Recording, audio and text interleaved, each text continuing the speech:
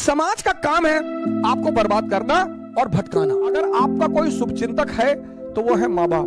तो तीन लोगों से तो बहुत बच के रहिए जो आपके घर के खिलाफ आपको बताते हैं। आदमी को पहचानना है ना, तो उसको ये देखो कि इसके माँ बाप के प्रति कैसा रवैया है। डेली सुबह उठकर शुक्रिया कहा करो अपने माँ बाप का पैर छूकर। भगवान उतारा है और माँ बाप कहते चला दो गोली। ये समाज का धर्म है।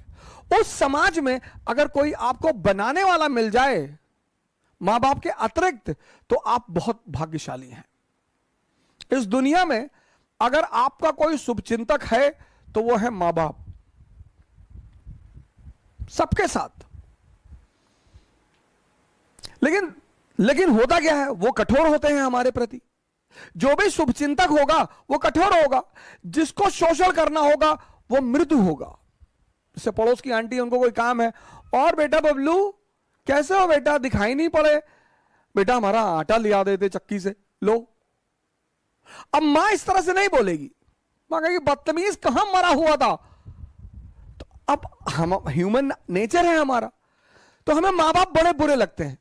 लेकिन सूत्र यही है सर, जो भी आपके प्रति कठोर है वो आपका भला सोचता है, और जो भी आपके प्रति मृदु है, अच्छा बोलता है, आपकी सिर्फ तारीफ करता है, वो आपके शोषण के फिराक में है। किसी की कोई जनरेशन लोग कहते ना, अरे भैया कमा लिए 7 पुस्त खाएगी। हमने तो ना देखा किसी की 7 पुस्तें खाते हुए।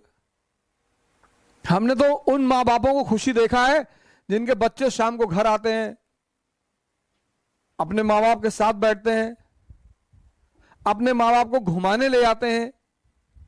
हमारी श्रीमती जी के मामा है, तो अपने माँ बाप को साथ में रखते हैं बैंगलोर। उनके माँ बाप से ज्यादा धनी आदमी कौन है सर इस संसार में, जिसकी बुजुर्गियत में बच्चे मोहब्बत करें। छोड़ दें सारी दुनिया किसी के लिए, यह मुनासिब नहीं महत्वाकांक्षी लोगों के लिए। भाई माँ बाप तो वही है ना, उनसे ज्यादा प्रेम कौन करेगा। हाँ, वो अगर आपको छोड़ दें तो चिंता का विषय है सर, तब तो दुखी होने का विषय है सर।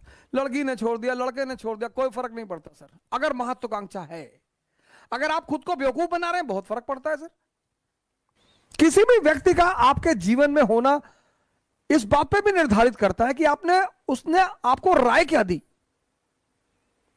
और 2-3 लोगों से तो बहुत बच के रहिए। एक, जो आपके घर के खिलाफ आपको बताते हैं, तुम्हारी मम्मी को ऐसा नहीं करना चाहिए। अरे मम्मी यार, क्यों नहीं करना चाहिए, करना चाहिए। मेरी माता जी तो आज भी मुझे चौराहे पे गाली देके मार देती है। मां है, उसका हक है।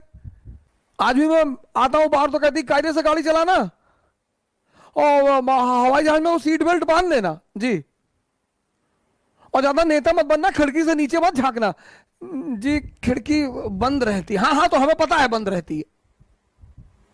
मां है सर। 7 महीना मैं रहा ऋषिकेश में सर, मेरा अटेम्प्ट खत्म हो गया, सब ने मेरा साथ छोड़ दिया सर, सब ने।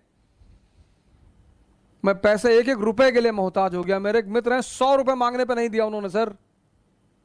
लेकिन मेरे पिताजी आते थे ऋषिकेश, मुझे पैसा दे देते। मैं उनसे कहता था मैं अब कुछ करूंगा नहीं, मैं पैसा कमाऊंगा, तुम्हारी बुढ़ापे की गारंटी बनूंगा, मैं कुछ नहीं करूंगा। तो बोले यार हम तुमसे कुछ कहते हैं, लेकिन जब तक मैं जिंदा हूं तब तक मैं आकर तुमको पैसा देता रहूंगा। और सर 7 महीने आते रहे वो ऋषिकेश, और मुझे पैसा देते रहे सर।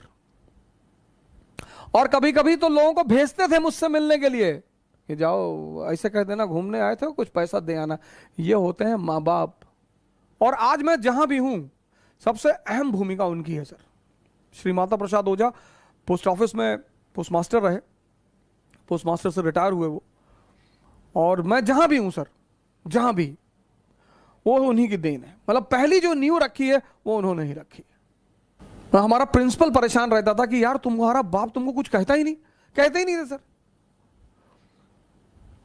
प्रिंसिपल के सामने डांट देते थे। जैसे अगर कोई बात होती थी, बुलाते थे प्रिंसिपल, तो उनके सामने डांट देते थे, बदतमीजी करते हो स्कूल में, नालायक कहेंगे, तो भागो यहां से। फिर कहते थे लड़का ऐसा। फिर बाहर निकल के हमसे कहते थे कि पागल है तुम्हारा प्रिंसिपल। तो एक बार क्या हुआ कि फादर प्रिंसिपल ने कहा कि यार इसके बाप को इतनी हम शिकायत करते हैं, ये सुधरता ही नहीं। तो लोगों ने कहा सर आप गलत आदमी को शिकायत करते हो, आप इसकी मां को बुलाओ सर। तो उन्होंने हमारी माँ को बुलाया, माता जी ने ऑफिस में ही मारना शुरू कर दिया। तो प्रिंसिपल को लगा कि हाँ हाँ यार, पहले हम गलत आदमी को बुला रहे थे। वो माँ बाप तो कभी गलत नहीं होते, और जो माँ बाप की बात नहीं मानते वो शैतान है, शैतान। लेकिन हाँ, कभी कभी ऐसा होता है कि माँ बाप हमें समझ नहीं पाते, तो लड़ने की क्या जरूरत है सर? माँ बाप से नहीं लड़ा जा सकता सर, कभी नहीं लड़ा जा सकता। माँ बाप से तो कभी लड़ा ही नहीं जा सकता सर, कभी नहीं। कुछ भी हो जाए, भगवान उतर आए और माँ बाप कहते चला दो गोली तो चला दो, फिर इफ एंड बट की जरूरत ही नहीं। यह स्थिति है माँ बाप की। आदमी को पहचानना है ना, तो उसको यह देखो कि इसके माँ बाप के प्रति कैसा रवैया है। अगर वो अपने माँ बाप को भगवान मानता है तो आपके प्रति ईमानदार रहेगा सर, हमेशा। हाँ, लेकिन कभी कभी ऐसा भी होता है, यह भी मैं मानता हूं कि कभी कभी माँ बाप भी हमको समझ नहीं पाते हैं, तो कोई बड़ी बात नहीं है सर, उसमें झगड़ा करने का, उनसे बगावत करने की कोई जरूरत नहीं है।